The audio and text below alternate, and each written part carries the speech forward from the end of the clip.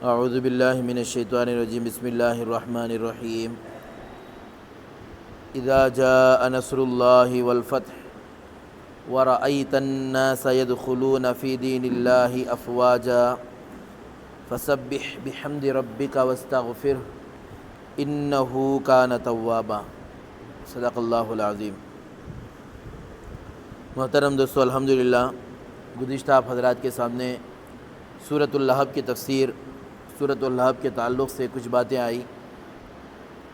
اب اس سے پہلا جو سورہ ہے سورۃ النصر جس کا نام ہے، اللہ تبارک و تعالیٰ اس سورہ میں کیا ارشاد فرما رہے ہیں؟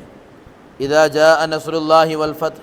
جب یہ سورہ کے تعلق سے اب معلوم کر لیے، نمازوں میں پڑھنا مزہ آ جائے گا، اور بھی جو سورہ ہم نے یاد ہے الحمدللہ، اس کو نمازہ میں پڑھے الحمدللہ، ترجمہ معلوم ہوا، اس کا مطلب معلوم ہوا، نماز پڑھنے میں بھی مزہ آ جاتا۔ تو پہلے انشاءاللہ آپ حضرات ترجمہ سمجھ لیں انشاءاللہ۔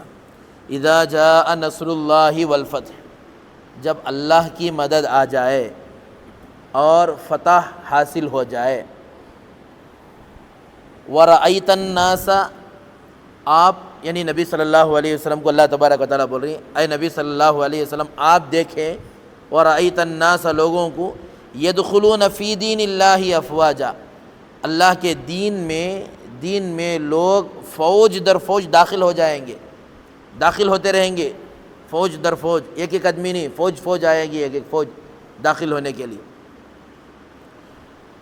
فسبح بحمد ربک واستغفر، جب یہ کام ہو جائے گا، تین باتیں، اذا جاء نصر اللہ والفتح ورأیت الناس يدخلون فی دین اللہ افواجا فسبح بحمد ربک واستغفر۔ اب آپ کیا کیجئے؟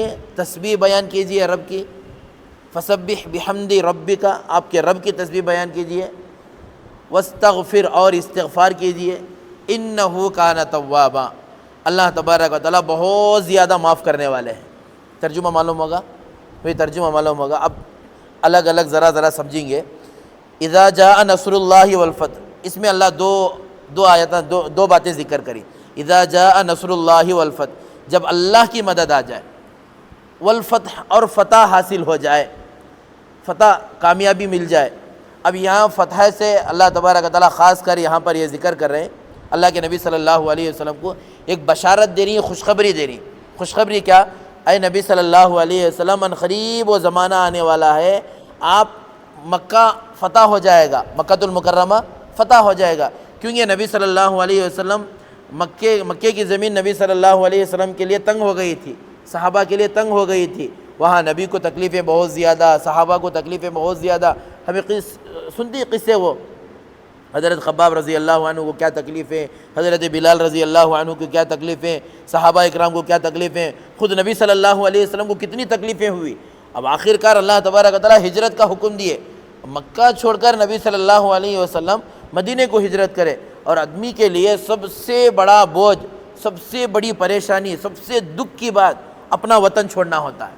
بھائی اپنا عزیز وطن، جس جگہ بچپن گزرا ہے، جس جگہ جوانی گزری ہے، جس جگہ وقت گزرا ہے، وہ جگہ چھوڑنا معمولی بات نہیں ہے۔ اب نبی صلی اللہ علیہ وسلم مکہ چھوڑ کر روتے ہوئے، مکہ چھوڑ کر نبی صلی اللہ علیہ وسلم، صحابہ اکرام، تکلیف ظاہر سی بات ہے، انسان تھے، تکلیف تو تھی نبی صلی اللہ علیہ وسلم کو، لیکن اللہ کا بھی حکم تھا کہ مکہ چھوڑو۔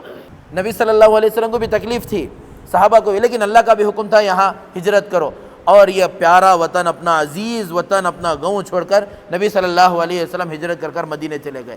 لیکن خاص گاؤں، خاص وطن نبی کا مکۃ المکرمہ، لیکن چھوڑ کر گئے۔ اب یہ اللہ تبارک و تعالیٰ خوشخبری دینی، 13 سال مسلسل، 13 سال کا عرصہ اس کے بعد اللہ تبارک و تعالیٰ بولے، نبی صلی اللہ علیہ وسلم اب آپ کے ان قریب وہ زمانہ آنے والا ہے، مکہ فتح ہو جائے گا، آپ کے حوالے کر دیا جائے گا مکے کو۔ کتنی خوشی کی بات! اب نبی صلی اللہ علیہ وسلم کو یہاں دو باتیں دیکھنے کی ہیں۔ اذا جاء نصر اللہ، مکہ فتح ہو جائے گا۔ جب مکہ فتح ہوا، نبی صلی اللہ علیہ وسلم اگر دوسرے لوگ ہوتے تو کیا شان و شوکت سے داخل ہوتے، کتنے تکبر سے نبی صلی اللہ علیہ وسلم عاجزی کے ساتھ اپنی گردن کو جھکائے ہوئے، صحابہ اکرام، حالانکہ بدلہ لینے کا پورا اختیار تھا نبی کو، بدلہ لینا چاہے تو پوروں کے ساتھ بدلہ لے سکتے تھے، لیکن سب کو معاف کر دیا نبی صلی اللہ علیہ وسلم۔ جو ستایا اس کو بھی معاف، جو گالیاں دیا اس کو بھی معاف، جو مارنے کی دھمکی دی اس کو بھی معاف، جو نبی صلی اللہ علیہ وسلم کو قتل کی سازشیں کر رہے تھے ان کو بھی معاف کر دیے، سب کو نبی صلی اللہ علیہ وسلم معاف کر دیے، صحابہ اکرام بھی دل سے معاف کر دیے۔ اب یہ شان و شوکت کے اللہ تبارک و تعالیٰ مکہ بھی فتح ہو گیا۔ اب اللہ اس میں یہ ارشاد فرما رہی ہے مکہ فتح ہو جائے گا۔ اب یہاں دو باتیں ہم نہ سمجھنے کی، اذا جاء نصر اللہ والفتح، اب اللہ فتح کو ذکر کر رہی ہے، یعنی کامیابی کو ذکر کر رہی ہے۔ فتح مکہ یعنی مکہ فتح ہو جائے گا، اس کو ذکر کر رہے ہیں۔ اذا جاء نصر اللہ والفتح، اس سے پہلے، فتح سے پہلے یعنی مکہ فتح ہو جائے گا، وہ ذکر سے پہلے اللہ تبارک و تعالیٰ کیا بول رہی ہے؟ نصر اللہ کا لفظ استعمال کرے۔ نصر اللہ کا مطلب جب اللہ کی مدد آ جائے اور فتح حاصل ہو جائے آپ کو، کیا کامیابی تو نبی صلی اللہ علیہ وسلم کو مل رہی ہے، لیکن ہم نہ اللہ تبارک و تعالیٰ یہ سمجھا رہی کامیابی جو ہے یہ اللہ کی مدد کے بغیر کامیابی نہیں ہے۔ مکہ فتح ہو رہا اللہ کی مدد کے بغیر مکہ بھی فتح نہیں ہو سکتا۔ انسان کامیاب ہو رہا، دکان میں کامیاب ہو رہا، اللہ کی مدد کے بغیر نہیں، کوئی بھی کامیابی مل رہی۔ آدمی کسان کا کام کر رہا ہے، الحمدللہ کسان ایک کاشتکاری کر رہا ہے، زراعت کر رہا ہے، اگر اللہ کی مدد نہیں تو اس کی زراعت ناکام ہو گئی۔ دکان کاروبار کھول کر بیٹھا ہے، اللہ کی مدد نہیں، کاروبار ٹھپ ہو گیا۔ ہر لائن میں، ہر فیلڈ میں دیکھ لیجئے، جس جگہ اللہ کی مدد نہیں ہوگی وہاں کامیابی نہیں مل سکتی۔ کامیابی کے پیچھے جو راز ہے وہ اللہ کی مدد ہے۔ اب انسان کو یہ عقیدہ رکھنا چاہیے، حقیقت بھی یہ ہے کہ کوئی بھی انسان کامیاب ہوا یہ نہ سوچے کہ بھئی میرے آئیڈیا سے کامیاب ہو گیا، میری عقل سے میں کامیاب ہو گیا، میرے پیسوں سے میں کامیاب ہو گیا، نہیں، اللہ کی مدد ای تب کامیاب ہوا۔ اللہ کی مدد اگر نہیں ہوتی، یہی اللہ سمجھانا چاہ رہے ہیں، ہم لوگوں کا عقیدہ ایمان یہ ہونا چاہیے اذا جاء نصر اللہ والفتح، کہ بھئی کامیابی کے پیچھے کس کا ہاتھ ہے؟ اللہ کی مدد۔ کامیابی کے پیچھے کون ہے؟ اللہ تبارک و تعالیٰ۔ ہم کو کامیاب کرنے والا کون ہے؟ اللہ تبارک و تعالیٰ۔ ورنہ آپ حضرت دیکھتی، بیمار دو آدمی دوائی کھا رہی، ایک ڈاکٹر کے پاس، ایک آدمی کو شفا مل رہی ہے، ایک آدمی کو قبرستان مل رہا ہے، ہو رہا نہیں ہو رہا ہے؟ کیسے ہوا یہ؟ کیونکہ یہ شفا دینے والا کون ہے؟ اللہ تبارک و تعالیٰ۔ کامیابی دینے والا کون ہے؟ اللہ تبارک و تعالیٰ۔ ہر چیز کے مالک کون ہے؟ اللہ تبارک و تعالیٰ۔ یہ سمجھا رہے ہیں اذا جاء نصر اللہ والفتح، مکہ فتح ہو رہا ہے، لیکن مکہ فتح بھی ہو رہا ہے یہ اللہ کی مدد کے ساتھ۔ اور ہم لوگوں کو بھی یقین رکھنا چاہیے ہر چیز کی کامیابی کے پیچھے کون ہے؟ اللہ تبارک و تعالیٰ کی ذات ہے۔ کامیاب ہو رہا ہے آدمی، اللہ کامیاب کر رہا ہے۔ کامیاب ہو رہا ہے دکان میں، اللہ اس کے دکان کو کامیاب کر رہا ہے۔ مکان میں کامیاب ہو رہا ہے، یہ کامیاب نہیں ہو رہا ہے، اللہ تبارک و تعالیٰ کامیاب کر رہے ہیں۔ کوئی آدمی آفس میں کامیاب ہو رہا ہے، آفس میں بڑھ رہا ہے، کون کر رہا ہے؟ اللہ تبارک و تعالیٰ کر رہا ہے۔ کسان کامیاب ہو رہا ہے، کون کر رہا ہے کامیاب؟ خود سے نہیں، خود کے بازو سے نہیں، خود کے پیسوں سے نہیں، خود کی ٹیلنٹ سے نہیں، خود کی عقل سے نہیں، کرنے والے کون ہیں بھائی؟ اللہ تبارک۔ یہ سمجھا رہے ہیں اللہ تبارک و تعالیٰ اذا جاء نصر اللہ والفتح ورأيت الناس يدخلون في دين الله افواجا، اور آپ دیکھیں لوگ فوج در فوج ایمان میں داخل ہو جائیں گے۔ اس وقت لوگ فوج در فوج، جب یہ آیا یہ سورہ اللہ تبارک و تعالیٰ پورے قرآن میں، یہ سورہ کی خصوصیت یہ بھی ہے، یہ پورا سورہ لاسٹ میں ایک بار نازل ہوا، یعنی پورے سورہ کے اعتبار سے مکمل سورہ جو نازل ہوا یہ نازل ہوا، اس کے بعد کوئی سا بھی سورہ نازل نہیں ہوا، یہ لاسٹ سورہ نازل ہوا، مکمل سورہ۔ آیتاں تو نازل ہوئے، الیوم اکملت لکم دینکم واتممت علیکم نعمتی ورضیت لکم الاسلام دینا، یہ آیتاں تو نازل ہوئے، لیکن پورا سورہ جو نازل ہوا لاسٹ میں، یہ لاسٹ میں نازل ہونے والا سورہ۔ یاد رکھو یہ قرآن کی بات، قرآن کا علم یاد رکھیں گے انشاءاللہ۔ یہ قرآن کا علم، پورا سورہ جو سب سے لاسٹ میں نازل ہوا وہ کون سا سورہ؟ سورۃ النصر، اذا جاء نصر اللہ والفتح۔ جب یہ سورہ نازل ہوا فتح کی خوشخبری مل رہی، یہاں تو کیا فتح کی، مکہ فتح ہونے کی خوشخبری ہے، اور لوگ اسلام میں داخل ہونے کی خوشخبری ہے کہ نہیں ہے؟ پہلی آیت میں کیا؟ اذا جاء نصر اللہ والفتح، مکہ فتح ہونے کی خوشخبری، کامیابی ملنے کی خوشخبری، مکہ فتح ہونے کی خوشخبری پہلی آیت میں مل رہی ہے۔ دوسری بڑی خوشخبری اور بھی مل رہی ہے، وَرَأَيْتَ النَّاسَ يَدْخُلُونَ فِي دِينِ اللَّهِ أَفْوَاجًا، لوگ کیا ہو جائیں گے؟ دین میں فوج در فوج، یعنی دین بڑھے گا، دین میں لوگ داخل ہوتے جائیں گے، بڑی خوشخبری۔ صحابہ اکرام بڑا خوش ہوئے، بہت خوشی ہوئی صحابہ اکرام کو۔ ایک بزرگ صحابی تھے، ان کی آنکھوں میں آنسو جاری ہو گئے۔ یہ سورہ نازل ہونے کے بعد اللہ کے نبی صلی اللہ علیہ وسلم یہ سورہ پڑھ کر سنائے، صحابہ اکرام کو بتائے یہ سورہ نازل ہوا تو سب خوش ہو گئے، پورے صحابہ خوش ہو گئے۔ ایک بزرگ صحابی حضرت عباس رضی اللہ عنہ آنکھوں میں آنسو جاری ہو گئے، کہنے لگے آپ کیوں رو رہے ہیں؟ کہنے لگے یہ سورہ میں اللہ تبارک و تعالیٰ آپ کو جو سمجھ میں آ رہا ہے وہ بات بھی ہے، لیکن یہ اللہ اشارہ بھی ایک دے رہے ہیں، یہ سورہ میں اللہ ایک اشارہ دے رہے ہیں۔ کہنے لگے کیا اشارہ؟ کہنے لگے اشارہ یہ ہے کہ اب نبی کے دنیا سے رخصت ہونے کا وقت قریب آ چکا ہے، نبی کے دنیا سے رخصت ہونے کا وقت قریب آ چکا ہے۔ کہنے لگے کیسے؟ کہنے لگے اللہ تبارک و تعالیٰ نبی کو جو بھیج کر تھا دین کے واسطے بھیج کر تھا، اب یہاں اللہ یہ سورہ میں یہ ارشاد فرمائے دین اب مکمل ہونے والا ہے، لوگ دین میں داخل ہونے والے ہیں، اب پورے ایمان والوں کو کامیابی بھی ملنے والی ہے۔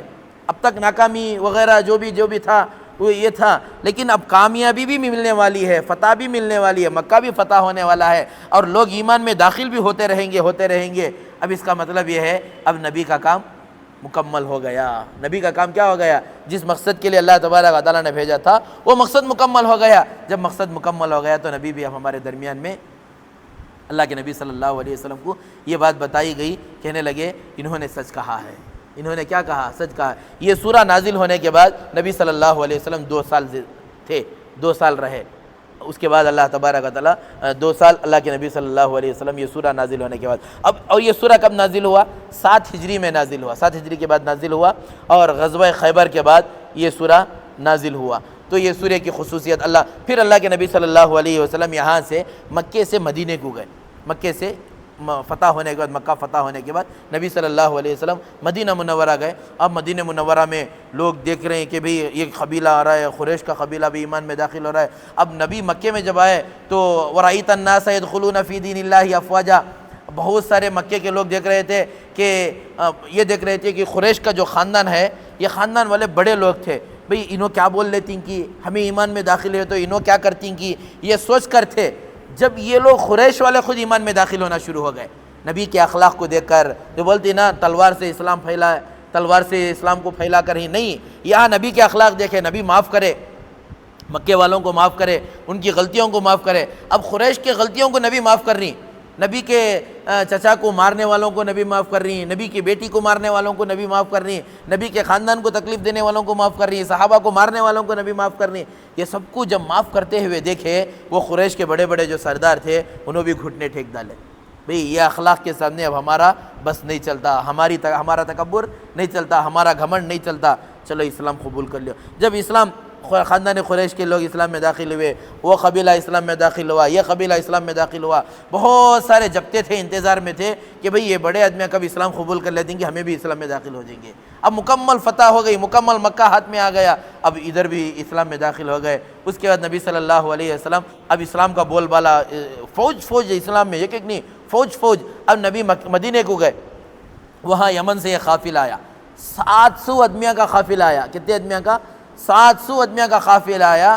700 آدمیاں بیک وقت نبی کے ہاتھ پر اسلام قبول کر لی، 700 آدمیاں۔ وَرَأَيْتَ النَّاسَ يَدْخُلُونَ فِي دِينِ اللَّهِ أَفْوَاجًا، فوج در فوج نبی صلی اللہ علیہ وسلم اور اسلام میں داخل ہوتے بھی گئے، اور ساتھ میں یہ کہتے گئے یا رسول اللہ صلی اللہ علیہ وسلم اسلام میں داخل ہوگی ہمیں، اب ہمارے قوم، ہمارے قبیلے، ہمارے خاندان کو سمجھانے کے واسطے ایک صحابی کو دیو جو تمہارے ساتھ ہی، ان کو دیو، ہم نہ سمجھائے، یہاں تک کہ دین کا کام یہاں تک ایسا ہوا نبی صلی اللہ علیہ وسلم دینے لگے۔ اب یہ صحابہ وہ قبیلے کو گئے، وہاں دین کا کام جو گئے نا، لوگوں کو جا کر دین کی دعوت دیے، دین کا کام سمجھائے، اس طرح ایسے اللہ تبارک و تعالیٰ دین کے کام کو عام کیا۔ تو میرے ہاتھ